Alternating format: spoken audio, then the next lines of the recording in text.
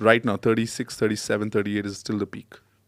If you build on it right now, when you're 41, 42, you'll be okay. You know, the best thing that I ever did, and I'm going to add this, and I was telling you earlier as well, the best thing that I did was quit smoking cigarettes. Wow. Tobacco is like, I don't know, you've never smoked, so... I've never smoked. Very funny story, but my mom played the cards so right. You have time? Yeah. We have time now. Yeah. You don't have to keep it, but I'll tell you why I didn't smoke. No, we'll keep it.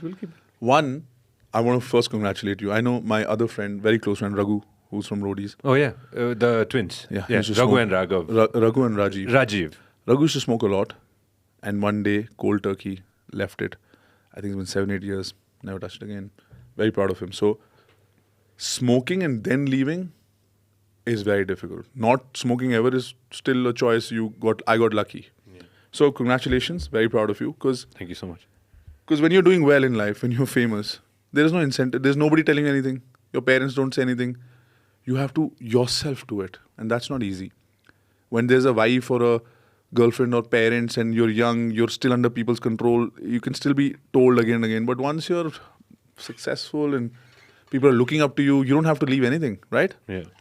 So, congratulations, but now I'll tell you why I never smoked. Tell me. I'm going to can I do this? Yeah, of course you can. I'm a desi guy, guys. I'm a desi guy. Yeah, That's some hot there you coffee. go. This is iced Americano. What happened? I got back from my boarding school because my dad didn't want me to be in the boarding school as a senior, 11th, 12th, because then whatever you learn, you unlearn. So 11th, 12th, I came back from a boarding school. My mom was in Delhi, mom and brother. My dad was in the border in J&K. My mom gets a call. I'm in the principal's office. Fight has happened. There's blood on me. She comes in. She looks at me. And I'm sitting in the back. The principal's desk is there. She's sitting next to the principal's desk, and I'm sitting in the back. And something. He says something, and my mom, she's like, my son would never do that. I was like, what? She's like, he will never start that. So basically, there was a fight because of somebody, and I was in it, and I was pretty agile and strong because I'd just gotten back from a boarding school where you have to survive every day, and here there were just some day scholars in Delhi. So I just like... So now I'm sitting in the car, blood, and my mother has had my back in front of the school's principal. So she's driving this car, she's sitting on the wheel. Now, you know how moms drive, like sitting like this. And I'm sitting next to her before school has finished because I'm in the car, she's taking me home. And I said, sorry, Mama, and she doesn't say anything. I'm thinking now she's going to beat me at home after parking the car. So I go home. She goes into her room. This is not lunchtime because school hasn't ended. My brother hasn't come. So for 1 hour, I'm like, what happened? I go again. Today, Dhulai. Sorry, Mama. She doesn't say anything. I'm like, dude, she's going to stab me with something. Because mom used to beat me, right? Mom's whacked the boys, yeah? Harman comes back home in the school. Where were you? In the school bus, this happened. We missed you. I thought you were in the school. What happened? Why are you here? What happened? What? So I was like, principal. What happened? So then mom came. Have your lunch. We'll have lunch. I'm like, should I eat? Has she poisoned my food? Am I going to die? Because she's not saying anything. She's not happy at all. She's pissed. And she's gotten my back. Because if she came and said, you did it, third. It's over. It's over in 5 minutes. Yeah. How could you do it? I'll tell you. That's okay, man. She's not saying a word. I'm like, she's going to kill me in my sleep. Or she's going to poison me right now. So now, she's going to sleep at 2:30 till 4 or 4:30. But 4 o'clock I have to go to play. Now, if she's in a bad mood and she gets up and I'm not there, any chance of living is over. You've had it. So before she goes to sleep, she's, okay, afternoon siesta, you know. So before she goes to sleep, I go to her and sit next to her feet. And I'm saying, I'm very sorry. You know, I'm starting to say, that happened. She's like, I know you, you're my son. And she said in Punjabi, but I'm just going to say it in English. In Sikhs, smoking is, I know this, the smoking is frowned down upon them. Yeah. So Sikhs don't smoke. But I'm 16, 17, right? So my mom says, I know my son, I know you. Even if you kill somebody and come back, I have your back. Just don't smoke ever. One googly. I'm like, what? She's like, even if you kill somebody and come back, I know who you are. Why would you do it? And I'll have your back. We'll figure out. Just promise me you will never smoke. I was like, in my head, I was like, what, dude? That's a great deal.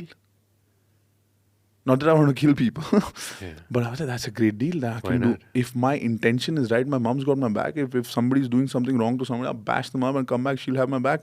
Don't want to smoke? Done. For life. I was anyways playing basketball. I was never going to smoke. I don't think I was going to smoke. But my mom's saying that, and I was like, okay. And so many times I had to remind her, remember you said don't smoke. And she's like, shut up. So that was, my mom just played her cards. And I was 16. I was like, this is a great deal. Because I was going to get into trouble again and again because I was going to do things. And I was like, okay, I won't smoke. Can I go to play now? She's like, go. I was happy. Good, man. Good. This is a big Mom, shout out to Auntie too. It's like an episode of some one of those Yeah. English seasons that we saw of something. It's like one episode. Don't do this. Don't do this. Oh man, that's so cool. My mother just told me one thing, and I keep it with me forever. Don't be a bad human being. Yeah. Like Nepali, naramro मान्छे नबन्नु. Like naramro मान्छे नबन्नु. Like don't be a bad person. Just be a nice person. Like whatever has happened, somebody else is doing it for a reason. That person's bad for a reason. That person was not born bad, right? So just be a nice guy. And unke circumstances, how they were brought up, what are their resources, what are their influences, were their parents good, were they happy? The whole thing comes to play, Yeah. Your parents, tell me something. This is something that I've been dwelling on since morning, right? How come we never, like going to India or going to somewhere in India has always been like, okay, family thing, right? India is right there. Something or the other always kind of pulls you, right? Yeah. Like Nepal, right? When you think of like Nepal, right? Or Kathmandu or something. Never happened like a family vacation here or like something or the other here when you were young? In Nepal? Yeah. Never panned out that way.